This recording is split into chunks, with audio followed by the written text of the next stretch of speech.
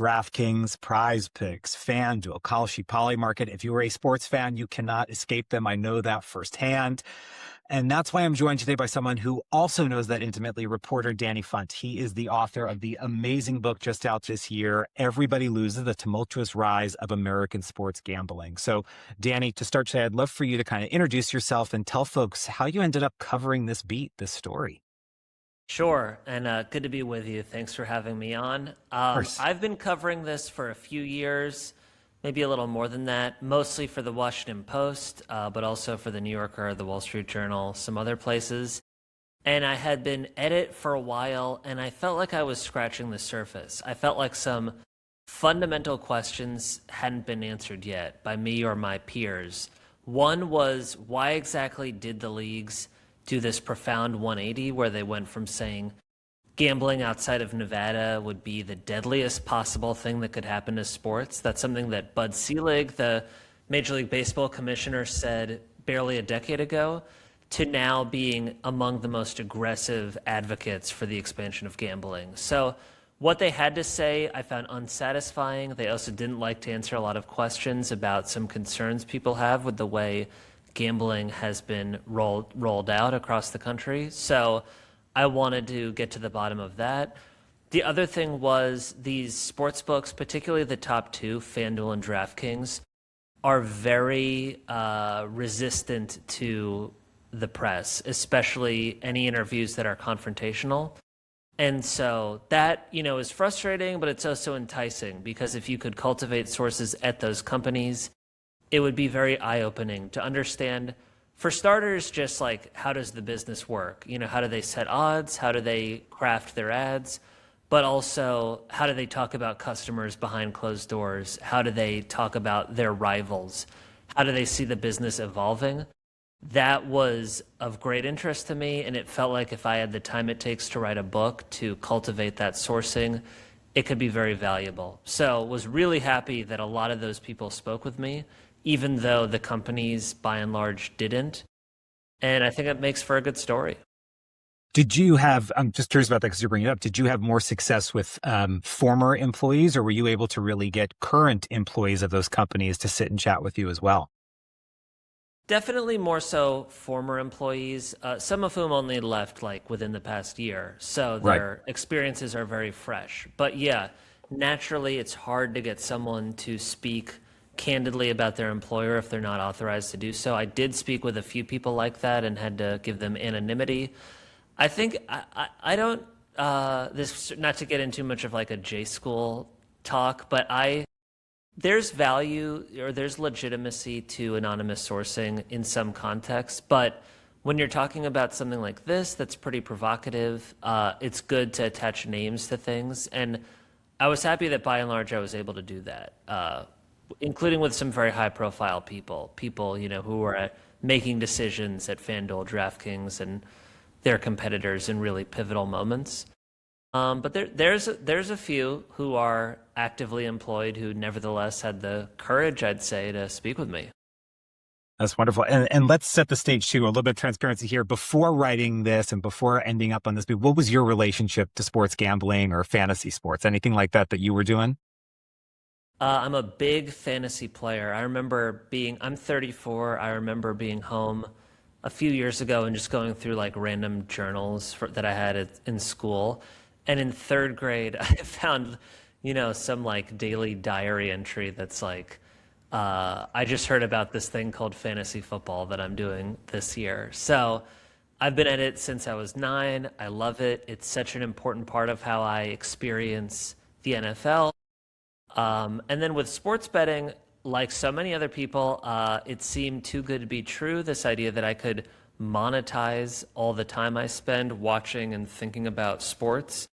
And I thought, gosh, I spent a lot of time trying to understand, the NFL, the NBA, college basketball.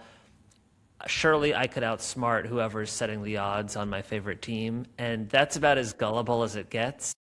And I fell for all the traps that people succumb to of, thinking a promotion sounds as good as the headline makes it out to be when you don't read the fine print, or thinking you can like make a parlay in some clever way that's going to give you a leg up when obviously you can't.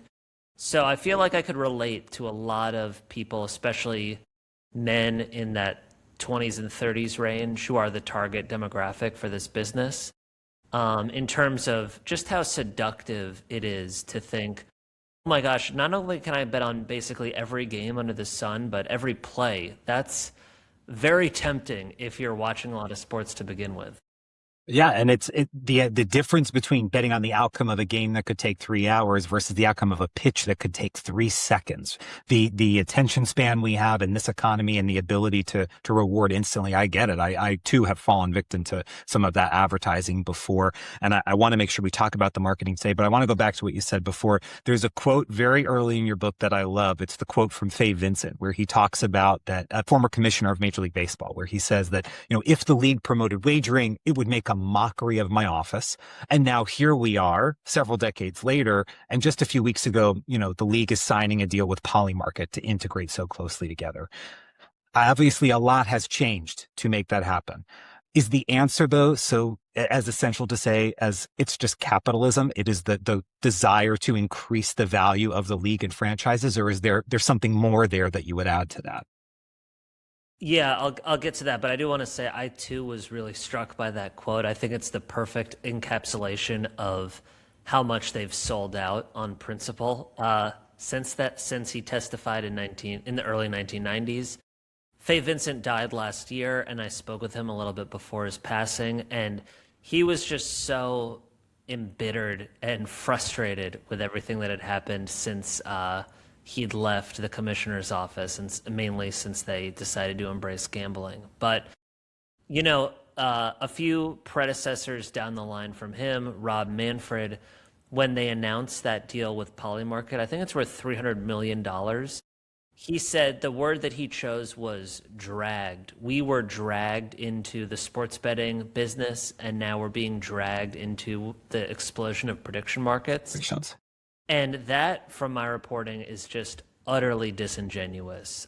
Major League Baseball was so assertive and led the charge along with the NBA in terms of coming around on gambling and pushing states to legalize it as quickly as possible and do so in a way that was not just favorable to the sports books, but passing legislation that had in many respects been written by the sports books. They were the evangelists for the betting boom. So as for what changed, it's not as simple as they realized they could make a lot of money, because they always could make a lot of money. And I don't think they suddenly became profit motivated, although it does seem like certain commissioners past viewed themselves a little bit more as like guardians of their sports, in addition to, executives who have to deliver profits for the owners. You think about someone like Bart Giamatti, who was Fay Vincent's predecessor, who was a professor of, I think, literature at Yale. Imagine a commissioner of a major sport being a Yale professor nowadays. It's unthinkable.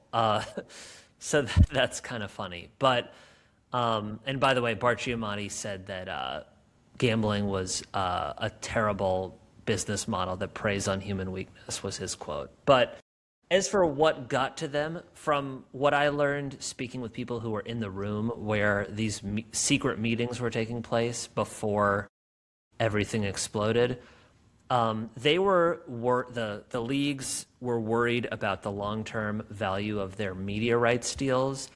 You hear about like a league signing a deal with ESPN or NBC, or now the streamers for tens of billions of dollars. It's the biggest moneymaker for pro and college sports by far.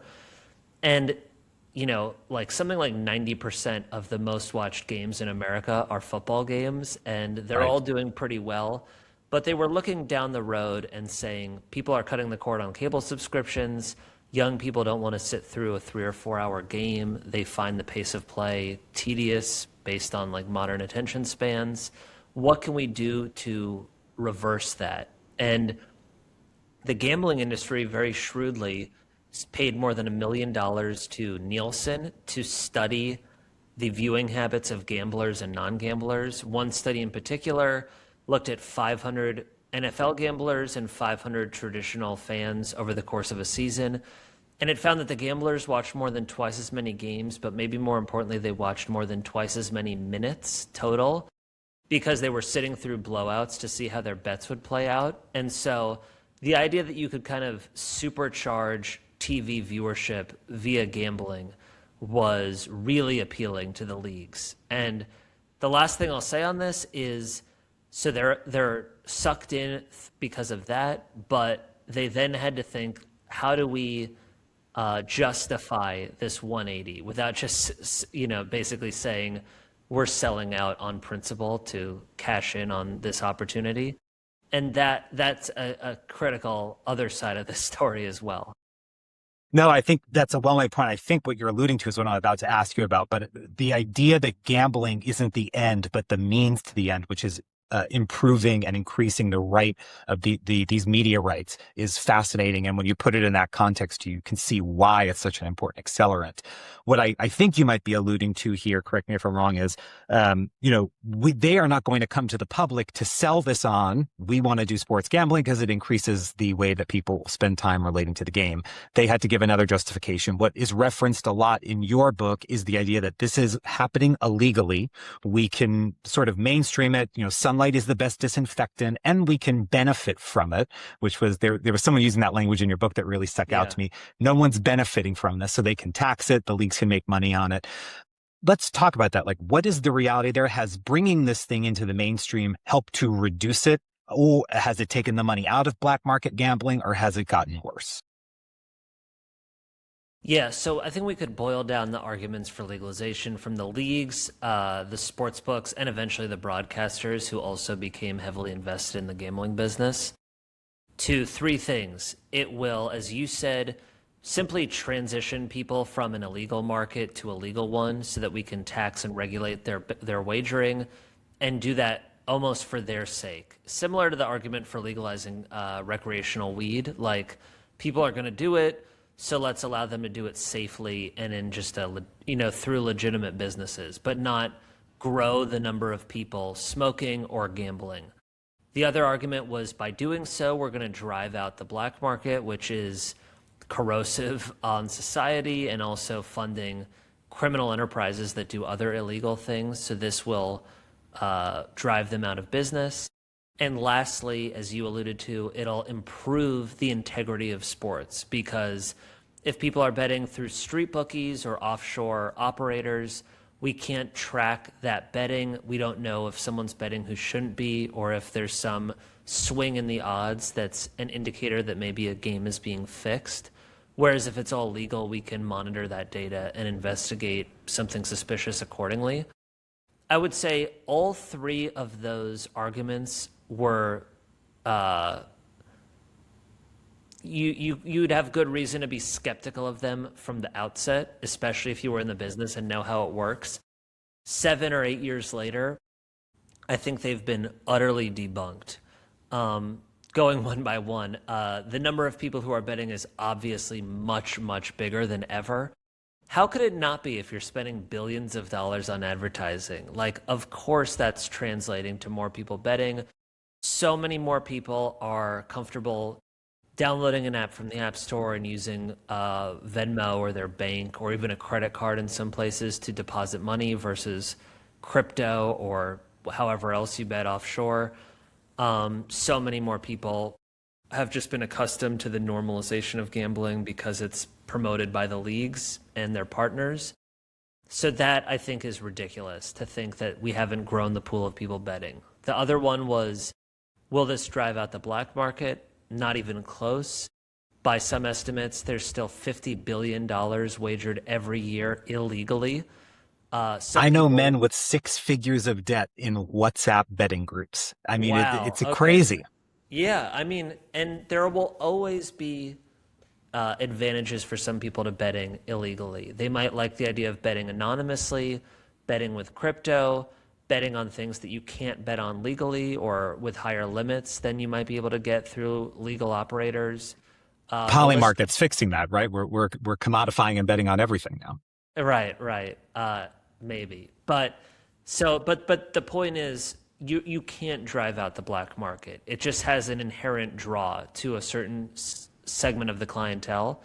In fact, maybe in some respects, legalization grows the black market because if you're promoting gambling, people are going to be curious about how can they bet, and then they might find offshore operators if they wouldn't have otherwise, especially in a state like California or Texas that hasn't legalized, and now they're searching where can I gamble and being directed to these offshore sites.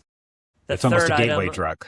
Yeah, the third item was the integrity of games. And just, I really wanted to investigate that and speak with people at the forefront in sports and at the companies that are charged with monitoring betting data and providing that so-called integrity monitoring. Almost all of them say that argument was a ruse, that of course, by making it so easy to bet on way more things than ever before and make a lot more money than you ever could on those obscure types of bets, it's become much easier than ever to fix not just a game, but the games within the game, the prop bets. And also, it's borderline impossible for the leagues or the sports books to stop athletes, coaches, and refs from betting that way, or to catch them if they were. So on all three levels, I think those arguments don't come close to holding water, and yet you still hear them as a whole bunch of states are looking to expand legal gambling. Well, and you make the point, or I forget if it's you or someone you speak to makes the point in the last chapter of the book that there's actually a disincentive for these leagues and teams to police players, coaches, referees, whomever who may be gambling, because the second you introduce that doubt to people that this might be corrupt, that the finger might be on the scales, it's going to decrease the odds they continue to gamble, which makes them not want to watch the sport anymore. Totally. And sometimes I've heard pushback of people who are like, all the match fixing stuff, yeah, it's bad, but it doesn't compete with some of the other dangers of legal gambling. I get that, but I think it's important to recognize it's not just a matter of the specific people who are fixing games. It's about the cynicism that breeds on a much grander scale. And the idea that you have polls recently showing that 65% of Americans now think some athletes alter their play to swing the outcomes of bets. That's not just some fringe conspiracy theory. That's a majority of people losing faith in what they're watching. And that is very damaging for the culture of sports and the business of sports. And it's something the commissioners used to really emphasize as why they were so opposed to this, is because it would seed doubt anytime something strange happens in a game. And I think that is really bad for sports and for fandom. Absolutely. You bring up a great point, and it's where I wanted to move the conversation to, which is really talking about the marketing of this, the psychology, how athletes are utilized. I'm curious, did you speak to any retired or current professional athletes when working on this book? Because I get so frustrated seeing Tom Brady, Gronk, LeBron, Shaq, etc., promoting these platforms. I think it was Giannis who just made a deal with Polymarket, I believe. He's making an investment in. They're monetizing this, but it's coming at the expense of extracting even more wealth from the fans who are already paying to go see the game, buying the jerseys, etc. I know. Yeah, Giannis and Kalshi, the other one. It's frustrating, and it made it hard on me to get people to speak candidly. I spoke with some, and some have given interviews elsewhere, but I think a lot of them don't want to mess up their post-career options, and a lot of that is working in media that's so entangled with the gambling business, to say nothing of starring in those ads. So that, I think, has a real chilling effect on athletes' willingness to speak candidly about this, at least with their name attached. But I did speak with some athletes, former coaches, agents, the head of the Major League Baseball Players Association, and heard some pretty concerning things about the effect this has on athletes. So it's a little bit, they're willing to say it behind closed doors and off the record, but few are willing to kind of take that leap publicly. Yeah, I even had, there was one, I don't want to say the school, but there's a top college sports program, and I tried to speak with the athletic director, and he said no. And then was speaking with someone who knows him, and he was like, yeah, that guy came to me. He's like, I'd love to talk to Danny, but I'm just so nervous of saying the wrong thing and upsetting the wrong person. And I think that that is true of a lot of people.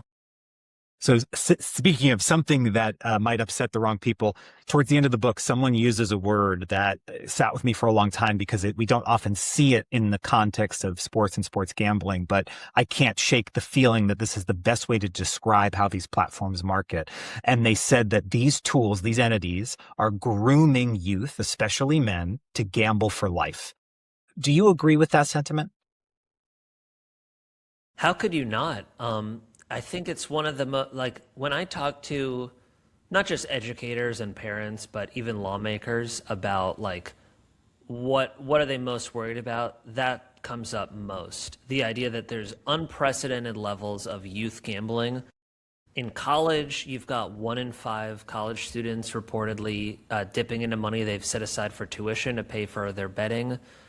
That's incredible. Hard to wrap your head around that.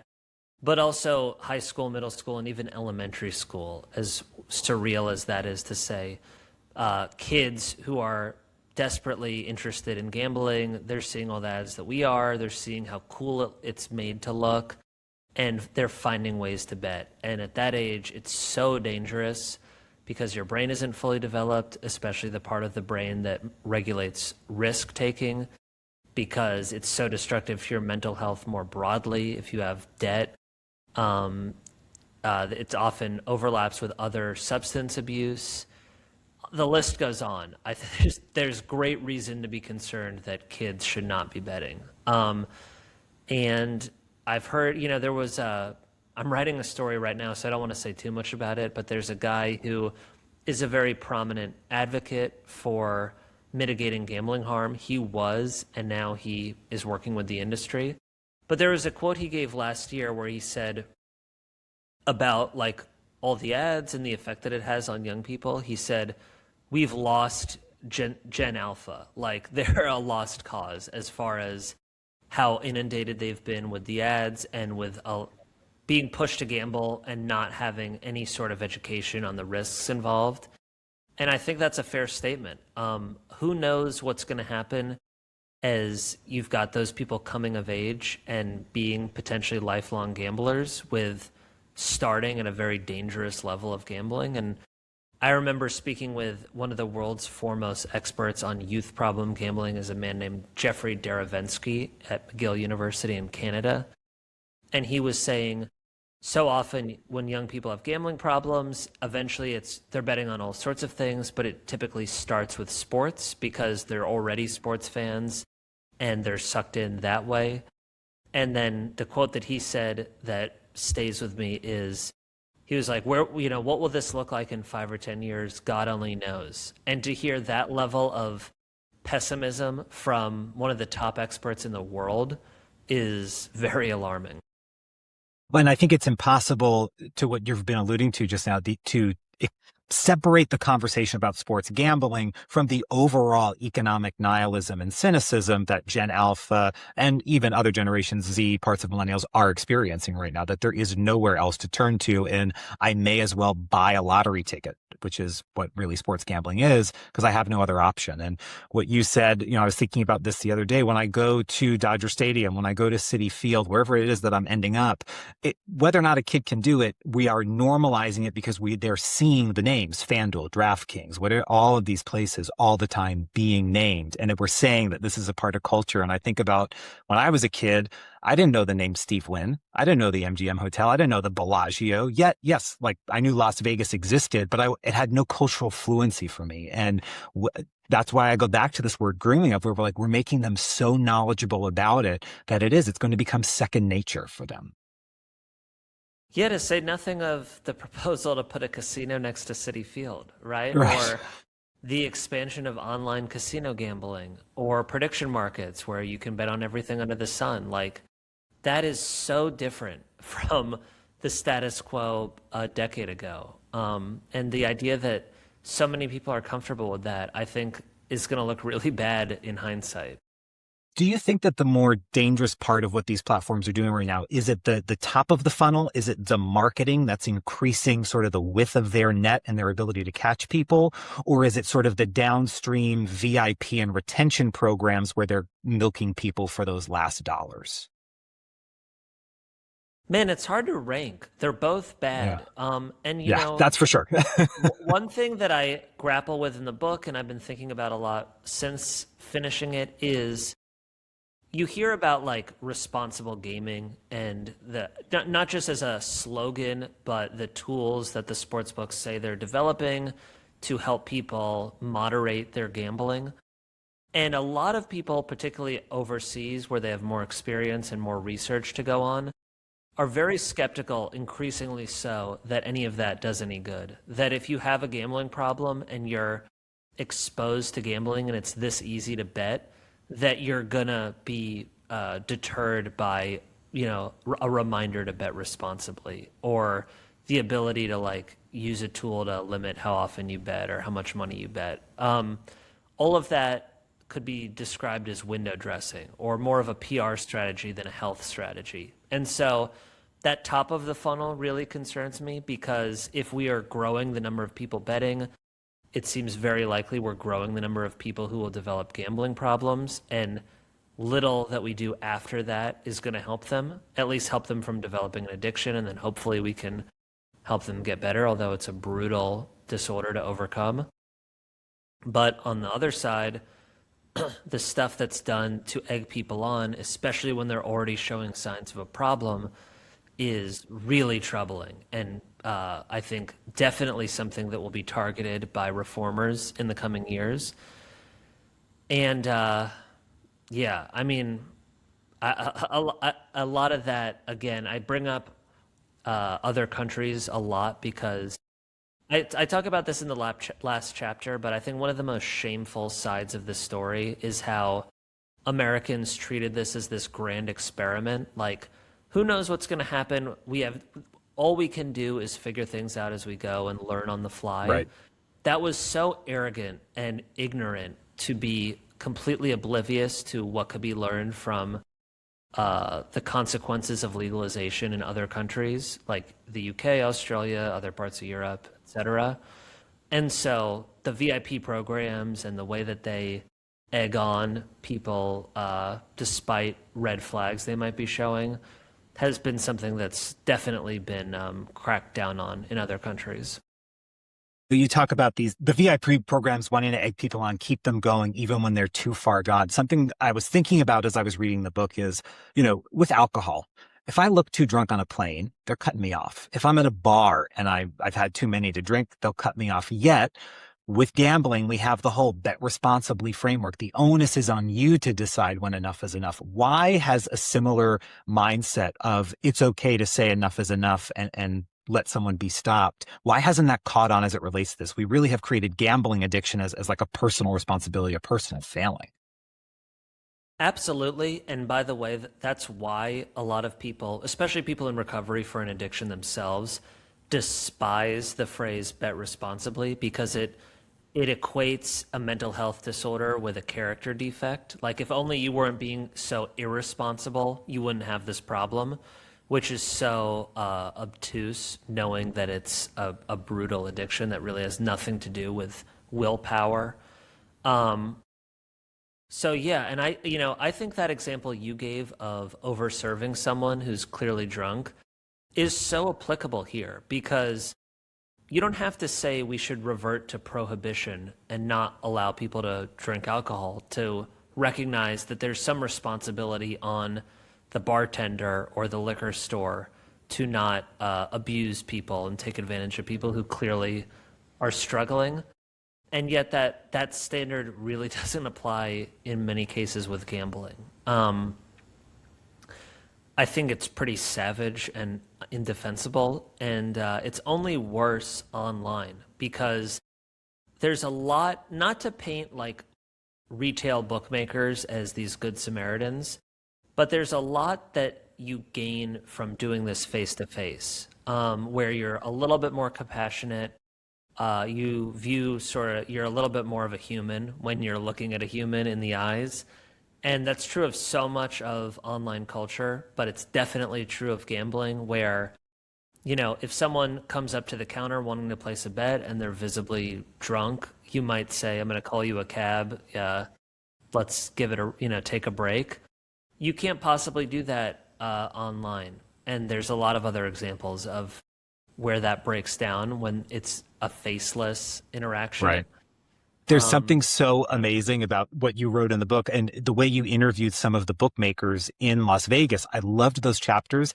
And there's something so funny about the fact that the way you wrote them, I looked at them with like these sepia tone nostalgic memories, like, oh, what an amazing way to do business. Yeah, we're still talking about gambling, but yeah, I believe one of them said at one point, like, gee, if somebody brought that bet to the window, I would say, fuck no, like, absolutely not. You can't place that. That's crazy. Yet when we move it into the online ecosystem, suddenly it's okay. And I think the point is well made. Like we're abstracting the personal from it and really just turning people into their bank account.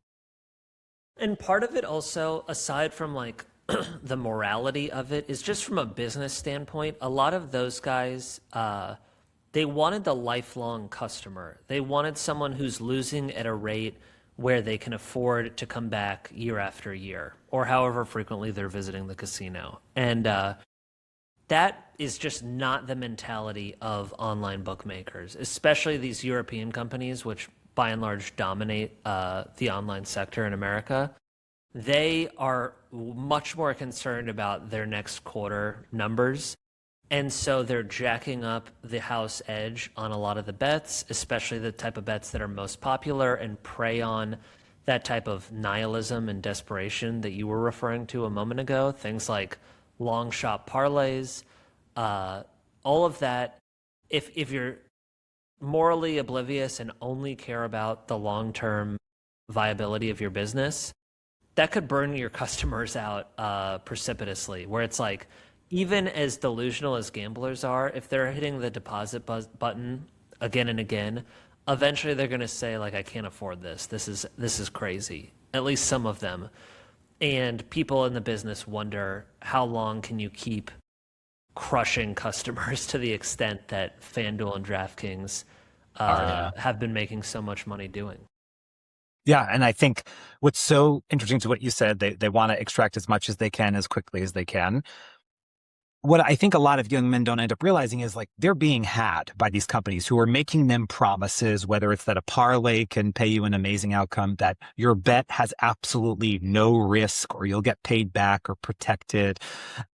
What makes people fall for this, right? We know that it's 1 in 100 lifetime who will make money from gambling, who will come out net positive. So most people are going to lose. Yet we all think, is it the personal psychology we have of thinking we're better, we can beat the system? Is it willful ignorance of just saying there's no better option for me? I mean, I see billboards here all the time in Los Angeles of talking about gambling like it is how you earn your income. It's better than having a job.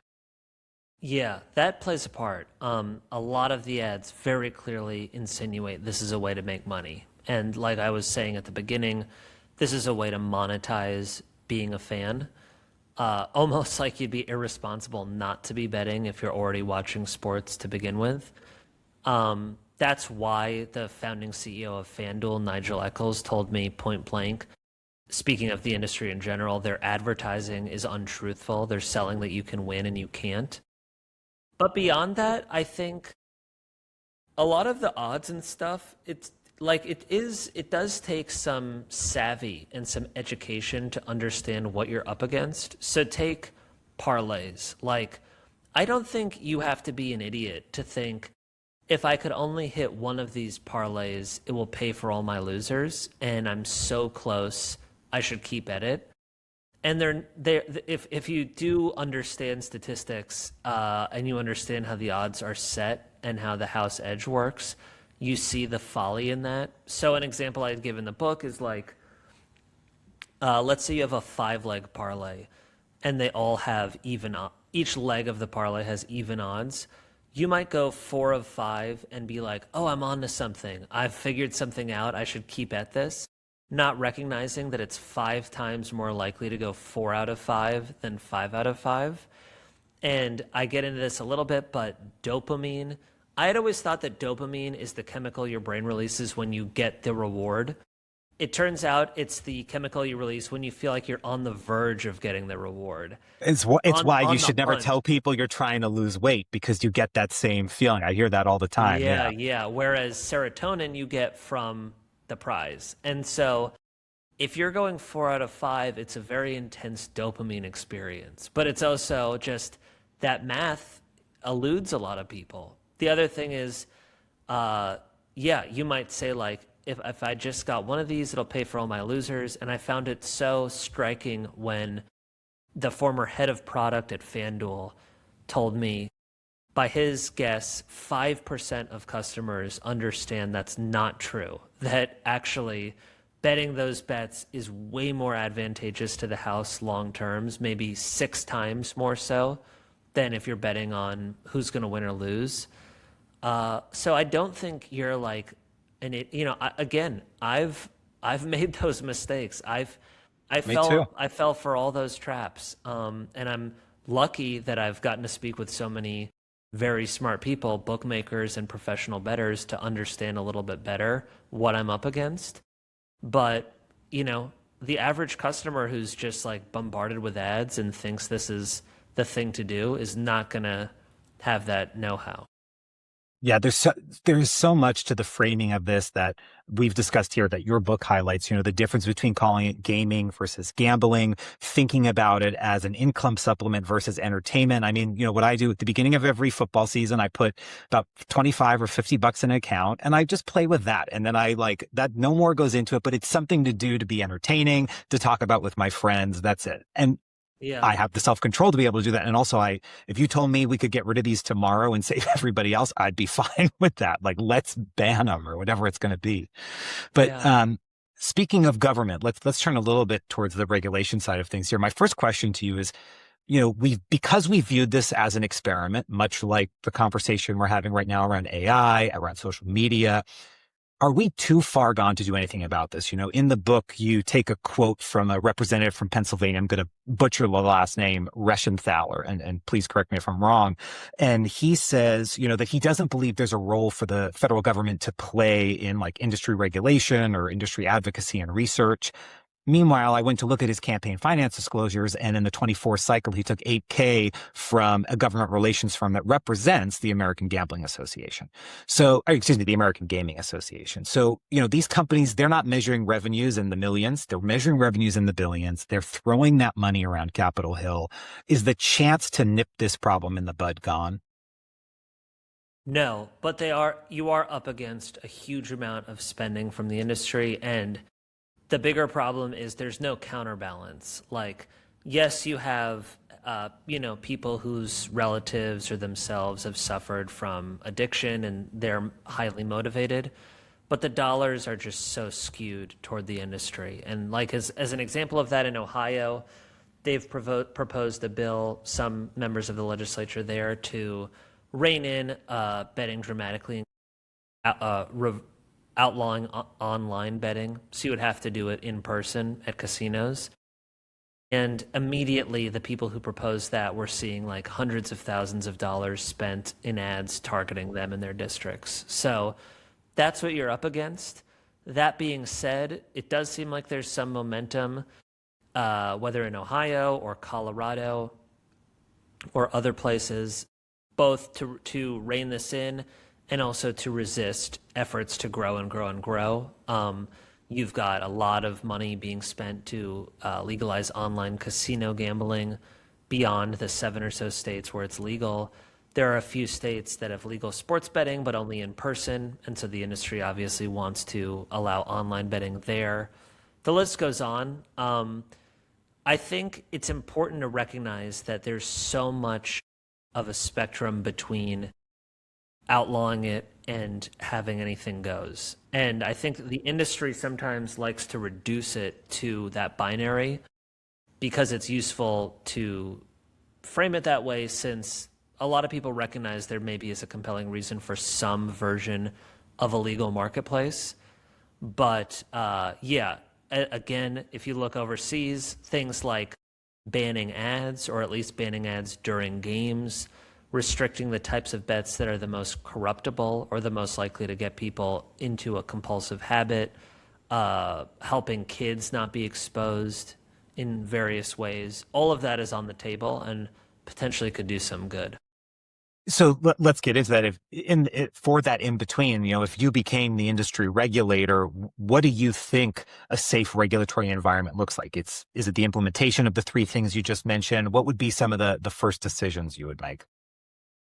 I would stop short of calling it a safe environment, but I would say a safer environment, not to be Right. too Yeah, I was going to split say, however you hairs. want to Yeah. define safe in this context. Yeah. Yeah, because again, I'm not sold personally on whether a legal industry can be safe, if it's ultimately going to endanger people more than it would if we didn't have this to begin with. But taking for granted that it's legal some places and it's hard to put that genie back in the bottle entirely, I think you should definitely forbid misleading promotions, which are so essential to the business. You mentioned like risk-free bets or even Asshole. a rephrasing, no sweat. It's the same Yeah. thing. I think anything that describes this as anything other than gambling is dangerous and shouldn't be allowed.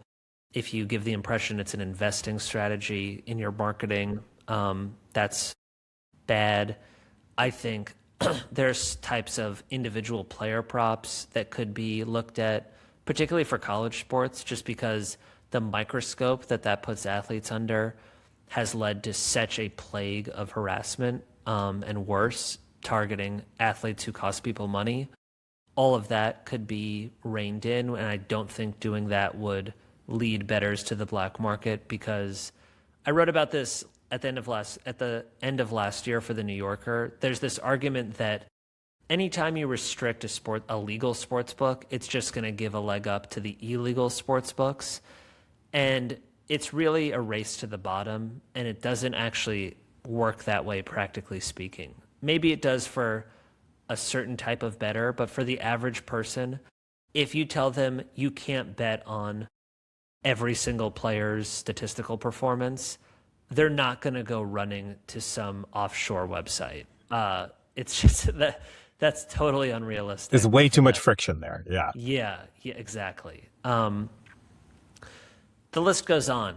I think affordability checks, which sounds very paternalistic, but when you think about what it actually looks like, so if someone opens an account and deposits 10 grand and loses it, and then deposits 10 grand and loses it, and does that again and again within like a few hours, should there be any responsibility on the operator to make sure that person can afford to be losing that much money? I think that's reasonable. Yeah. And arguably, that's not much different than doing a background check or a waiting period when going to purchase a firearm, which, say what we will about gun control, that's something that is universally approved of right now. Absolutely. Yes. Fascinating. I want to just ask, because we've talked about them in passing. You didn't really mention them too much in the book. I'm assuming the manuscript was probably written well before they really took off in the public consciousness, which is the prediction markets.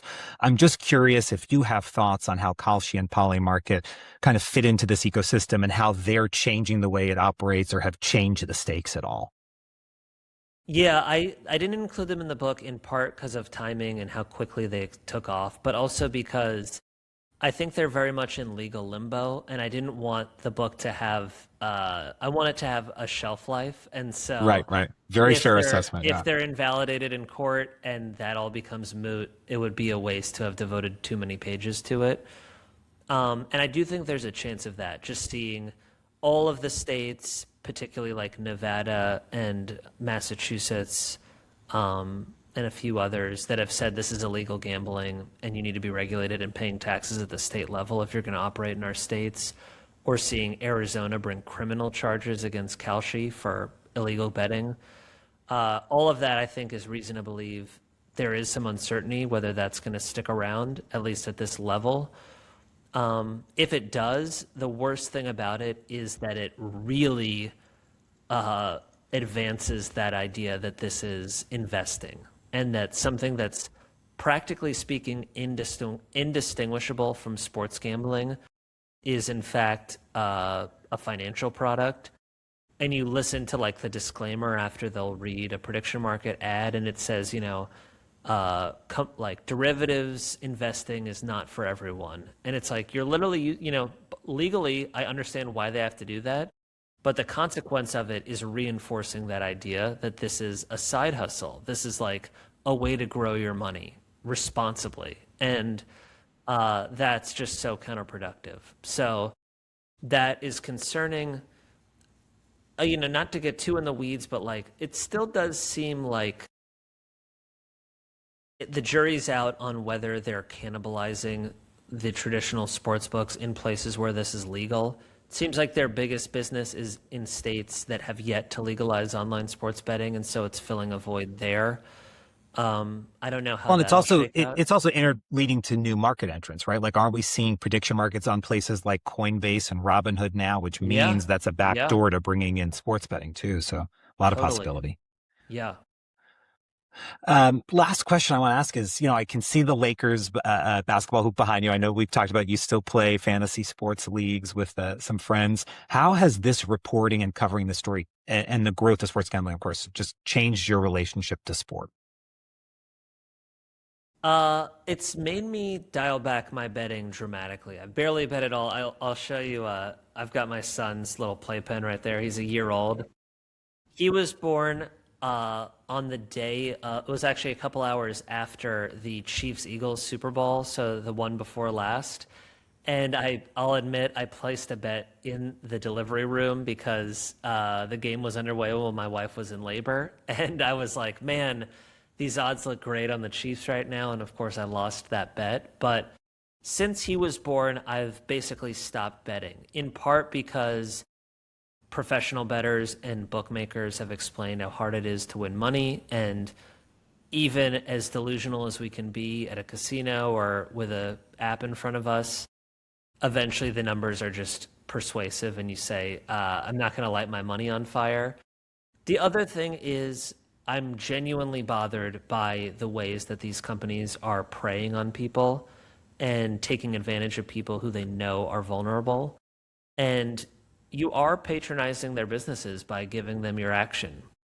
You can't separate your bets from the experience of someone with a gambling problem using these platforms. It's not a isolated transaction. As a consumer, I don't feel good about that, and I don't want to patronize their businesses. But we'll see. I don't know that I'm retired from betting, but for the time being, I'm out the game. Yeah. What did your wife think about when she heard you placed a bet from the delivery room? Uh, she just rolls her eyes. I mean, I I try got to to tell be you, it's honest going to be a with great her. soundbite. I'll tell you that. Yeah, I try to be honest with her. There was a survey that showed that half of sports bettors admit they're not honest with people in their lives about how much they bet and how often they bet. And I'll admit I'm in that 50%. Sometimes, you tell people about your wins and you keep your losses quiet. Yeah, we're not going to talk about the ones that got away here. Yeah. Danny, thank you so much. This has been such an important conversation. The book is Everybody Loses, available wherever books are sold.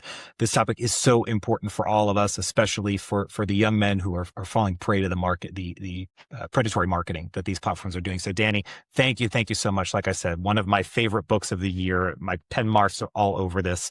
I hope we'll have the chance to be in conversation again. Hey, I really enjoyed this. Thank you. Thank you.